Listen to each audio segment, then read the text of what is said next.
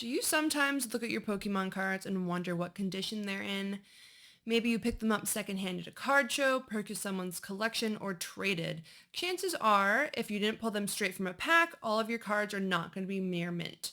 Fortunately for you, there are guidelines to help figure out what condition your cards are in. This Talk About It Tuesday is going to be all about conditioning cards. There are 5 conditions your card can come in. Near mint, lightly played, moderately played, heavily played, and damaged. We're going to talk about the best condition first, which is, of course, near mint. So the majority of the cards you pull straight out of a pack are going to be in the near mint condition. However, there are some occurrences where you open a pack and the card might have some damage, including, something like a miscut. This is rare, however. A card in near mint condition is going to have no or very minimal wear or imperfection. The surface should be nearly unmarked and the corners should be nice and crisp. You want to see those round corners, okay? Near mint cards can have minor wear on the edges and a few scratches. It'll look like a card that hasn't been played with or handled very often. The card will be completely intact and won't have any bends, indents, divots, anything like that. To put it simply, near mint cards are going to have no or very minimal imperfections. Moving on to lightly played. Lightly played is one step down from near mint. Near mint, we're at lightly played. Lightly played cards can have minor corner or border wear. Some scratches and scuffs are allowed in lightly played because, like we said, it's not basically a perfect card. The card shouldn't have rips or tears, though. That's a no-no for lightly played. Imperfections are okay, but they can't be major, or there can't be too many. Most modern cards will be in near mint or lightly played. It is rare for vintage cards to be in the near mint or lightly played because of age and other factors, but collectors who took care of their cards might have their vintage cards in that near mint or lightly played condition. This card, if it's lightly played, may have been played or handled, but not too much. To put it simply, lightly played cards can have a few or a small handful of imperfections. We are now down to moderately played. Moderately played is one step down from lightly played. Near mint, lightly played, moderately played. This card can have border and corner wear, scuffing, some scratching, some creases or whitening. These all tend to be moderate, though. They're not going to be anything major. There can be a small portion of the card that has a crease or a bend, as long as it doesn't affect the structural integrity of the Pokemon card or other card. The heavily played condition. So we got near mint, lightly played, moderately played, heavily played. Heavily played, that's not what I was going to say. Okay.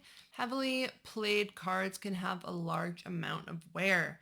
Okay, these cards tend to have moderate imperfections, such as what we talked about in the previous condition talk. These cards can have moderate imperfections such as creases, whitening, scuffing, scratches, dents, things like that, as well as having imperfections that can affect the structural integrity of the card.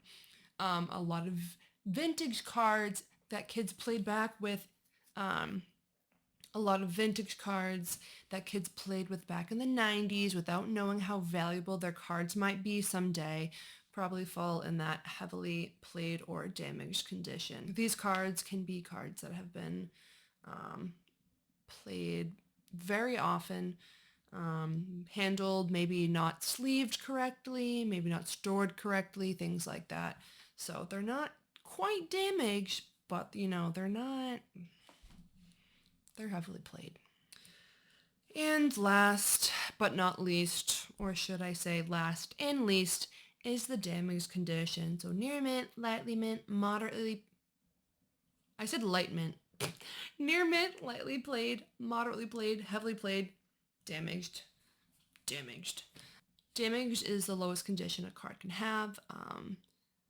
Damaged cards are going to have things like scuffs, tears, scratches, dents, pieces ripped out of it, major creasing, other imperfections that can just ruin the structural integrity of the cards.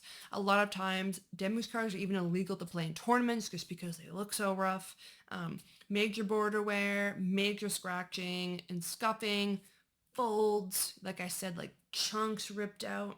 If a card is covered in any type of foreign substance, like, peanut butter, dirt, if it's drawn on, anything like that, that is definitely going to be a damaged card. Do not grade that. And honestly, I mean, my personal opinion, unless it's a card like I absolutely just like need to have, I personally would not buy damaged cards.